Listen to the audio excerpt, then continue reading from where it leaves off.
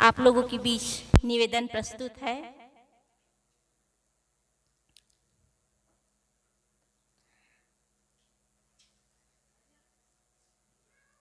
हर इंसान सुख चाहता है, शांति चाहता है, जिसके लिए वे अनेक जगहों पे जाता है। मंदिर में जाता है, मस्जिद में जाता है, गिरजाघर में जाता है, गुरुद्वारा में जाता है।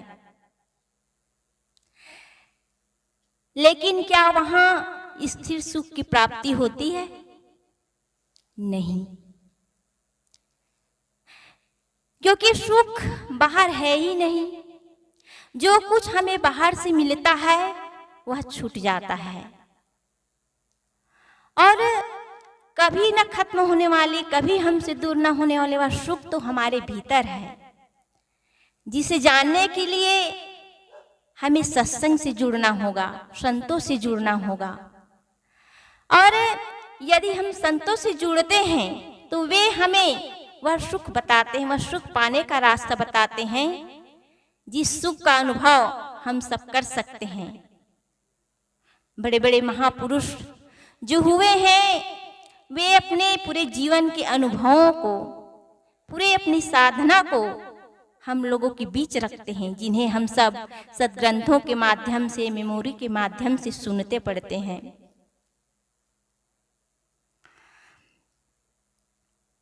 आज हम सब सत्संग भजन तो करते हैं, लेकिन जीवन में परिवर्तन नहीं हो पाता। क्यों? क्योंकि हम जो सुने हुए बातें हैं, ज्ञान की चर्चा है, उन चर्चा को, उन बातों को आचरण में नहीं ला पाते हैं। संत गुरुजन ही हैं जिनके बताए मार्ग पर चल करके हम अपना इस मानव जीवन को सार्थक बना सकते हैं। और यह मानव जीवन सार्थक कब होगा? जब हम अपना इस जीवन में कल्याण कर लें। क्योंकि संत गुरुजन ही बताते हैं कि जड़ चेतन क्या है, बंधन मोक्ष क्या है, जगत और हमारा संबंध क्या है, सद्गुरुजन ही बताते हैं। क्योंकि जो संसार में जो भी प्राणी पदार्थ मिले हुए हैं, यह कुछ समय के लिए ही हम सबको मिला हुआ है।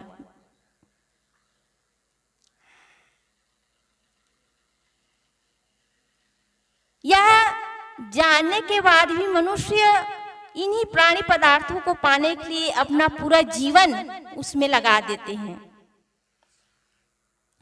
लेकिन गुरुजन ही हमें इस भवसागर से पार जाने का मार्ग बताते हैं।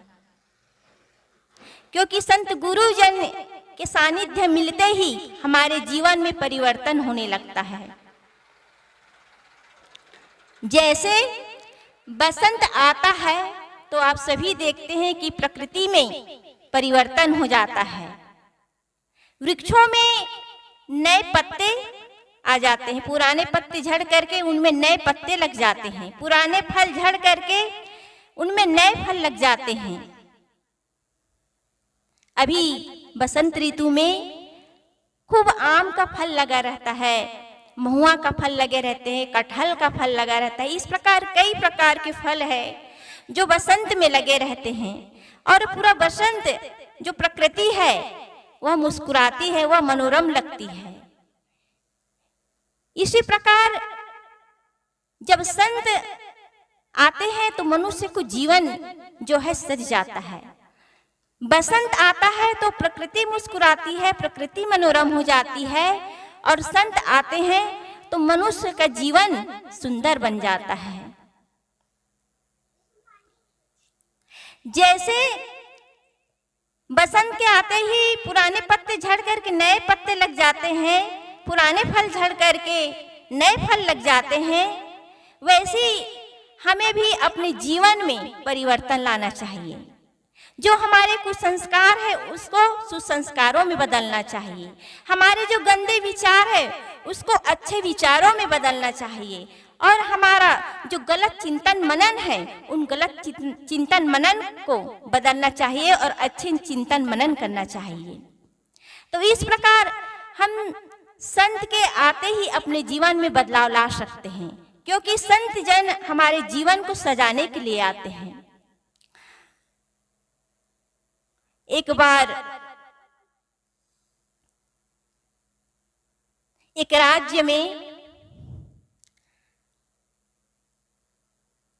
जो वहां के राजा थे, उनकी काफी उम्र हो चुकी थी, तो उन्होंने सोचा कि अपने जीवन के अंतिम समय में मैं अपने राज्य में एक बड़ा उत्सव रखूं, और ऐसा उत्सव रखूं जो इतिहास में याद किया जाए।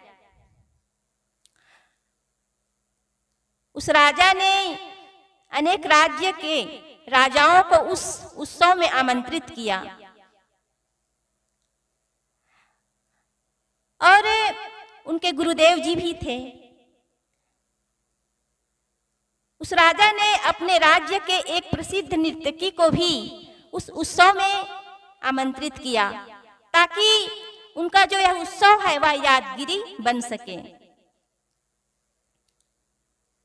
जब सभा लगी तो रात में उस नर्तकी का नृत्य चालू हुआ।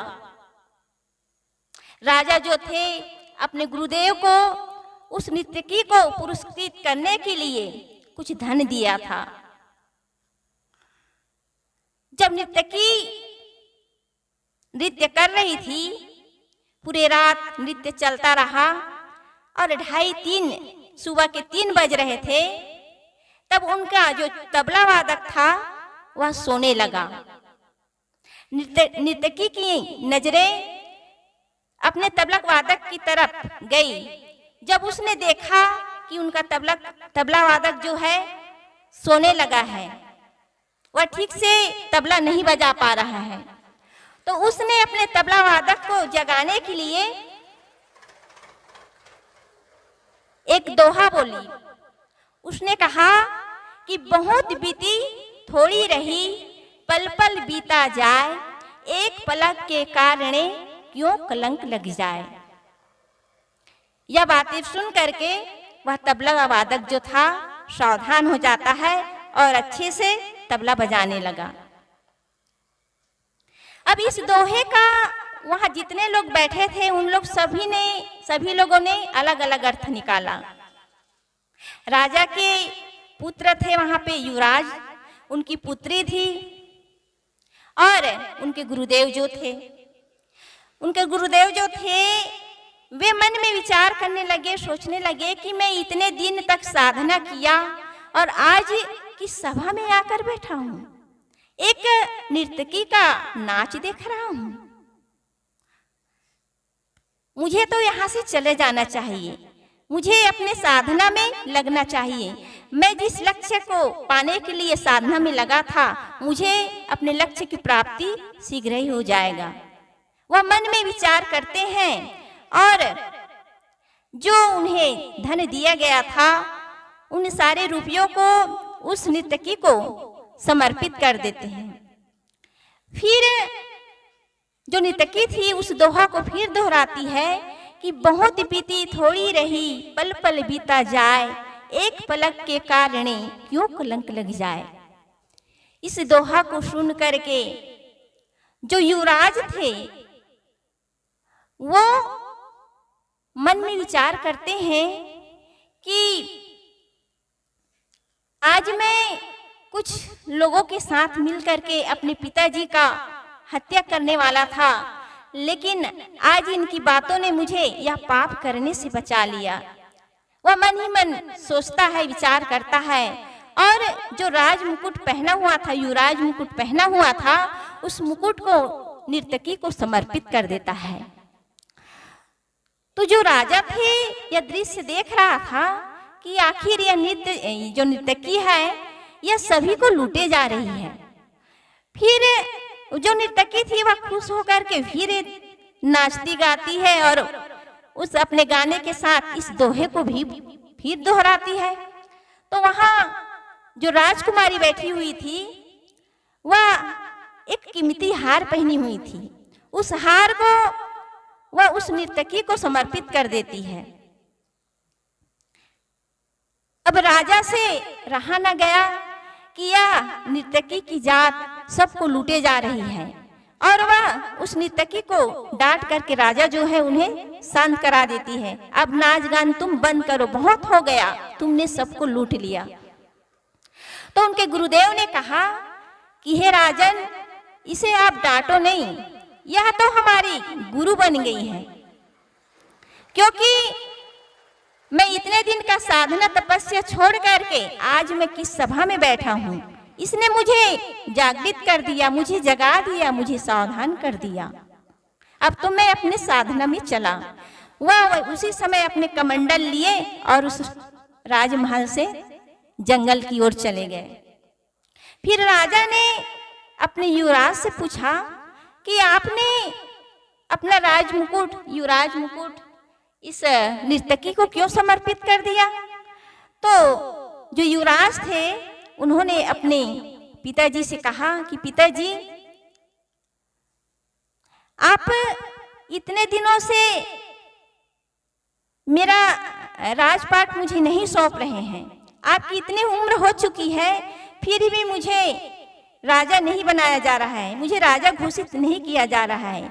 इसलिए आज मैं कुछ सिपाहियों के साथ मिल करके आपकी हत्या करा देने वाला था, लेकिन इसके एक दोहा ने मुझे यह पाप करने से बचा लिया, आपकी हत्या करने से बचा लिया। फिर राजा ने अपनी पुत्री से पूछा कि अच्छा पुत्री, तुम ऐसा क्यों की हो, तुम अपने कीमती हार इस नर्तकी को क्यों भेंट कर दी? तो उस राजकुमारी जो थी उसने अपने पिताजी से कहा कि पिताजी, आप जानते हैं कि मेरी इतनी उम्र हो चुकी है, फिर भी आप मेरा विवाह नहीं कर रहे हैं, इसलिए मैं आज रात को ही आपके महावत के साथ भाग जाने वाली थी, लेकिन इसके एक दोहा ने मुझे बचा लिया। इसके दोहा ने मुझे ये कहा कि आज नहीं तो कल तुम्हारे पिताजी तुम्हारी किसी से शादी कर ही देंगे। तो राजा जो थे, जब देखा कि इतने लोगों के जीवन में इस एक दोहे से परिवर्तन हो गया, तो राजा ने सोचा कि मैं भी क्यों ना अपने जीवन में परिवर्तन लाऊं, क्योंकि मेरी इतनी उम्र हो चुकी है, तो मैं भी इस राजपाट की झंझट में क्यों पड़े रहूं। उसी समय उसी सभा में जो राजा, अन्य राज्य से राजा युवराज पधारे हुए थे, उन्हीं में से अपने पुत्री को राजा ने कहा कि पुत्री, तुम जिसे अपना वर चुनना चाहती हो चुन सकती हो। इस तरह उसी सभा में अपनी पुत्री का विवाह वह राजा कर देते हैं और उसी सभा में ही अपने युवराज को राजपाट सौंप देते हैं। और जो राजा थे वह राजपाट छोड़ करके जंगल में अपने गुरु के साथ साधना करने के लिए चले जाते हैं। जब नर्तकी ने यह दृश्य देखा कि मेरे एक दोहा से मैं तो तबला वादक को जगाना चाहती थी, उसे सावधान कर रही थी जिससे वह ठीक से तबला बजा सके, लेकिन इस दोहे से, इस एक गाने से, दोहा से इतने लोगों के जीवन में परिवर्तन हो गया, तो मैं क्यों ना अपने जीवन में परिवर्तन लाऊं। वह सोचती है कि आज के बाद, उसी दिन वह संकल्प लेती है कि अब आगे मैं कभी भी कोई नृत्य नहीं करूंगी और प्रभु के भजन में लग जाऊंगी। इस प्रकार वह नर्तकी जो थी आगे चल करके एक भिक्षु हो जाती है। तो एक दोहा से इतने लोगों के जीवन में परिवर्तन हो जाता है। हम सब सत्संग सुनते हैं, भजन सुनते हैं, लेकिन जीवन में परिवर्तन क्यों नहीं आता? क्योंकि हम सब उन शब्दों को, जो शब्द सुनते हैं, उन शब्दों पर चलने का प्रयास नहीं करते, उसे अपने जीवन में धारण नहीं कर पाते, इसलिए हमारे जीवन में कोई परिवर्तन नहीं हो पाता है। तो संत गुरुजन हमें सही मार्ग बतलाते हैं जीवों के कल्याण के लिए। वे हमारा उद्धार के लिए हमें सही मार्ग बताते हैं। यदि हम सब उस मार्ग पर चलें तो हमारा भी कल्याण हो सकता है और हम इस संसार भवसागर से पार हो सकते हैं। संत गुरुजन कल्याण के साथ साथ जिस परिवार में हम रहते हैं, समाज में रहते हैं, वहाँ हम अपने सारे कर्तव्यों का पालन कैसे करें, इस बारे में भी संत गुरुजन हमें बताते हैं। अच्छे संस्कार अपने बच्चों को कैसे दें, इन बातों की जानकारी भी हमें संत गुरुजन देते हैं। माता पिता बच्चे को अच्छे संस्कार देते हैं। माँ बच्चे को केवल जन्म ही देने वाली नहीं है, माँ गुरु भी है, शिक्षिका भी है। लेकिन आज देखा जा रहा है कि माता नारी जो है शिक्षित तो हो रही है, लेकिन संस्कार का अभाव है। वे अपने बच्चे को अच्छे संस्कार नहीं दे पा रहे हैं। आज देखा जाता है सत्संग में, अभी देखिए कि यहाँ कोई भी बच्चे नहीं है। क्यों? क्योंकि उन्हें शुरू से संस्कार नहीं दिया गया कि संत गुरुजन आए या सत्संग हो रहा हो या कोई भी धार्मिक स्थल पर जाए तो साथ में लेकर के चले। यदि बच्चे को बचपन से ही ऐसे स्थल पर ले जाए, सत्संग में ले जाया जाए, तो उसे अच्छा संस्कार मिलता है। तो आज माताएं जो है बच्चों को शिक्षित तो कर रही हैं, लेकिन संस्कारित नहीं कर पा रही हैं। जीवन निर्वाह की कला तो सिखा रहे हैं, लेकिन जीवन निर्माण की कला नहीं बता पा रहे हैं। आज माता पिता अपने बच्चे को इंजीनियर बना रहे हैं, वकील बना रहे हैं, बिजनेसमैन बना रहे हैं, डॉक्टर बना रहे हैं, लेकिन सही संस्कार नहीं दे पा रहे हैं। यही तो कारण है कि बच्चे माता पिता की आज्ञा का अवहेलना करते हैं। आप सभी जानते हैं कि श्री रामचंद्र जी जो हैं अपने माता पिता की आज्ञा के लिए 14 वर्ष के वनवास चले गए, लेकिन आज तो उल्टा हो रहा है। आज तो माता पिता को ही वनवास दे दिया जा रहे हैं। इसलिए तो कहा गया है इन्हीं लोगों के लिए कि फटे कैलेंडर हो गए आज रिटायर बाप, इन्हें कहाँ टांगा करे, सोच रहे चुपचाप। पिता पुत्र संबंध में इतना हुआ विकास, रामचंद्र देने लगे दशरथ को वनवास। यही कारण है कि आज जहां देखो वहां धड़ाधड़ वृद्ध आश्रम खोले जा रहे हैं। कारण संस्कार का अभाव, सही संस्कार बच्चों को नहीं मिल पा रहा है। मैं एक घटना बताऊं, हकीकत घटना। एक भरा पूरा परिवार था। पिता जो था डॉक्टर था। एक दिन उन लोग कहीं टूर में जा रहे थे, उनके 2 बच्चे थे और बच्चों के साथ कहीं टूर में जा रहे थे तो उनकी कार की एक्सीडेंट हो जाती है। कार की एक्सीडेंट हो जाती है तो उस डॉक्टर साहब की मौत हो जाती है। अब उसकी जो पत्नी थी वह दोनों बच्चों को लेकर इस दुनिया में अकेले रह गई। उनका शहर में बड़ा मकान था, उस मकान को उस माँ ने बेच दिया। डॉक्टर की इच्छा थी, उनकी ख्वाहिश थी कि उनका बेटा बड़ा होकर के बहुत बड़ा डॉक्टर बने। माँ जो थी अपना मकान बेच दी और एक झोपड़ी में जाकर रहने लगी और दोनों बच्चों को पढ़ाने लगी। किसी तरह मेहनत मजदूरी करके वह माँ अपने दोनों बच्चों को पढ़ाती है। बच्चे बड़े हो गए, पढ़ लिए। लड़का जो था पढ़ाई पूरी होने के बाद डॉक्टर भी बना और डॉक्टर बनने के बाद जब जॉब कर रहा था, जब धीरे धीरे वह संपन्न हो गया तो फिर शहर में एक बड़ा हॉस्पिटल भी खोल लिया।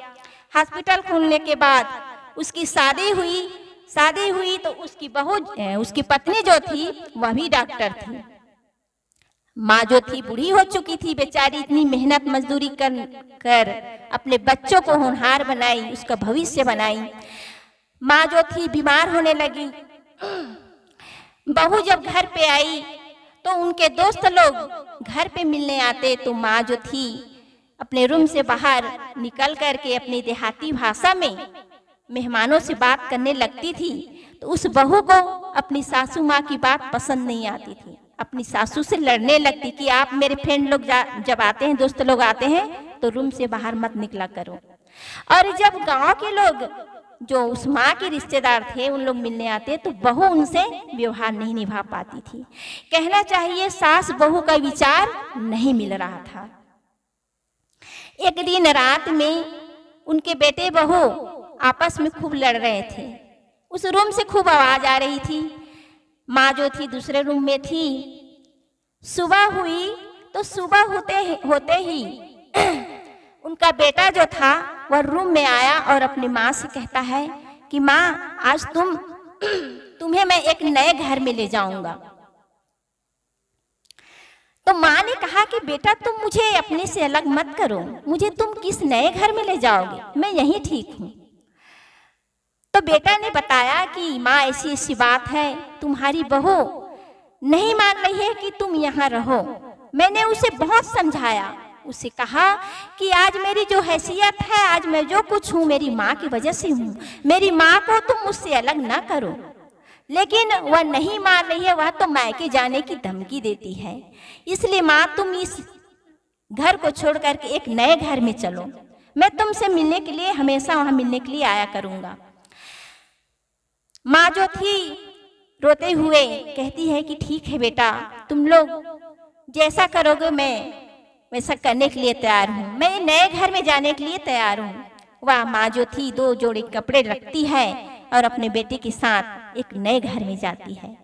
उस नए घर में जाती है तो कमरे में बैठ जाती है और रोने लगती है। बेटा जो था अपनी माँ को चुप कराता है और कहता है कि माँ, तुम इतनी दुखी क्यों हो रही हो, तुम इतना परेशान क्यों हो रही हो, मैं तुमसे मिलने के लिए आया करूंगा ना। माँ जो थी सिसकते हुए कहती है कि बेटा, मैं जिस घर में विवाह होकर के आई थी वह घर मेरा घर न रहा।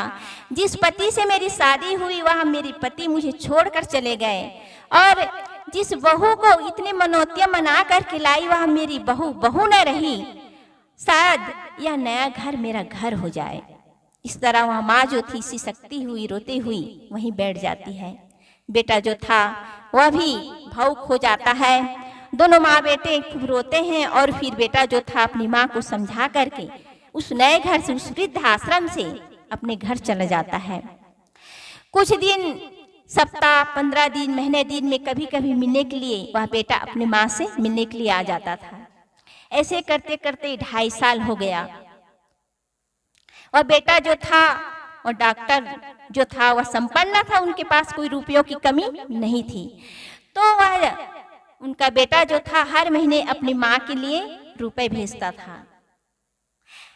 होता क्या है कि जब 2.5-3 साल हो गया तो एक दिन उस माँ की तबीयत बहुत ज्यादा खराब हो जाती है और वह अंतिम समय में अपने बेटा को ही याद कर रही थी। वह जो वृद्धाश्रम के व्यवस्थापक थे उन्हें बुलाई किसी से कहकर और कहती है कि भाई साहब, आप मेरे बेटा को बुला दीजिए, मैं मरने से पहले अपने बेटे को देखना चाहती हूँ। जो व्यवस्थापक थे आश्रम के, उन्होंने उस डॉक्टर साहब से, उनके बेटा के पास कॉल करते हैं कि आपकी माँ बहुत बीमार है, अंतिम सांस ले रही है, आप यहाँ आ जाइए। उनका लड़का जो था वह कहता है कि ठीक है, मेरे पास कुछ मरीज बैठे हुए हैं, इनको देख लूँ फिर मैं आ जाऊंगा। ऐसे करते करते पूरे रात बीत जाती है, लेकिन वह लड़का, उनका बेटा जो था आश्रम नहीं पहुंचा। सुबह होते होते ही 4-5 बजे वह जब वृद्धाश्रम पहुंचा तो देखा कि उस आश्रम में सन्नाटा छाई हुई है। जब भीतर की ओर गया तो हाल में एक लाश पड़ी हुई थी, सफेद चादर में लिपटा हुआ। उसे अंदर से झिझक हुई, लगा कि कहीं यह मेरी माँ तो नहीं। आगे बढ़ा तो देखा कि पास में बहन खड़ी हुई है। उसकी बहन ने बड़ी आक्रोश भरी नजरों से अपने भाई को देखा और उनको जहां खड़ा हुआ था वो वहीं रोक दिया कि तुम आगे मत बढ़ो, तुम्हारा कोई अधिकार नहीं माँ को हाथ लगाने की। तो बेटा जो था वह रोता रहा। बहन जो थी अपने भाई को धिक्कारती है, कहती है कि माँ जब जीवित थी तब तुम्हें ही पुकारती रही, तुम्हें ही देखना चाहती थी, लेकिन तू नहीं आ सका, और आज माँ जब इस दुनिया से चली गई तो आया है। इस तरह उसकी बहन अपने भाई को 2-4 बातें सुनाती है। भाई जो था, वो लड़का जो था, व्यवस्थापक के पास जाता है और कहता है कि भाई साहब, माँ तो मेरे लिए अंतिम समय में कुछ तो कही होगी, क्या कहा है माँ ने मेरे लिए। तो व्यवस्थापक जो थे वह भी भावुक हो गए। रोते रोते उन्होंने 2 लिफाफा उस लड़के को दिया। एक लिफाफा भरा हुआ था और एक लिफाफा खाली था। उस लिफाफा को बेटे ने खोला और उसमें लिखा था कि बेटे, तुम कितने प्यारे हो, मैं जानती थी कि तुम मुझसे मिलने जरूर आओगे। तुम मेरे बहुत प्यारे, बहुत अच्छे बेटे हो जो मेरा इतना ध्यान रखा। बेटा, जो तुम हर महीने मेरे लिए 500 रुपए भेजते थे ना, उन रुपयों की मुझे कोई जरूरत ही नहीं पड़ी, क्योंकि यहाँ मुझे कपड़े, खाना, नाश्ता, दवाइयाँ सब फ्री में मिल जाती थी, तो इसलिए मुझे इन रुपयों की जरूरत ही नहीं पड़ी। इन रुपयों को मैं तुम्हारे लिए छोड़ कर के जा रही हूँ, क्योंकि तुम्हारे भी 2 बच्चे हैं। जब तुम्हारे बच्चे बड़े हो तो हो सकता है तुम्हें भी एक नए घर में जाना पड़े। तुम्हारे पास तो रुपया है, धन है, तुम्हें किसी भी चीज की कमी नहीं है, इसलिए मेरे लिए व्यवस्था कर दिए। हो सकता है तुम्हारे बच्चे के पास तुम्हारे लिए व्यवस्था करने के लिए उनके पास रुपए ना हो, इसलिए इन रुपयों को मैं तुम्हारे लिए छोड़ करके जा रही हूँ। यह रुपए उस दिन तुम्हारे काम आएंगे। तो इस तरह बच्चे कितना दुराचारी हो जाए, अत्याचारी हो जाए, लेकिन माता कभी कुमाता नहीं हो सकती। तो मैं कह रही थी कि माता पिता अपने बच्चे को अच्छा संस्कार दें। जैसे किसी के पैर में कांटे चुभते हैं तब हमें थोड़ी ही देर दर्द होता है, लेकिन किसी माता पिता के बच्चे गलत दिशा में चला जाए, गलत मार्ग में चला जाए, तो वह जीवन भर रोते हैं, जीवन भर दुखी होते हैं। बच्चे का भविष्य तो खराब होता ही है, माता पिता भी जीवन भर दुखी रहते हैं। इसलिए जरूरत है कि यदि आपको आपकी बेटा हो या बेटी हो लगे कि वह गलत मार्ग पर जा रहा है, गलत दिशा पर जा रहा है, तो उसे रोके टोके और सही मार्ग में लाने का प्रयास करें।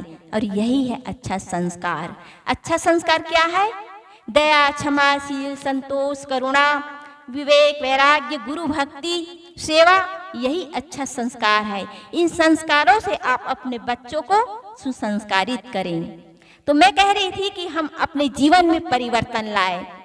परिवर्तन तभी आएगा तो के संग जुड़े रहेंगे, सत्संग से जुड़े रहेंगे, तभी हमारे जीवन में परिवर्तन सकता है। बस इन्हीं शब्दों के साथ मैं अपनी वाणी को विराम करती हूँ।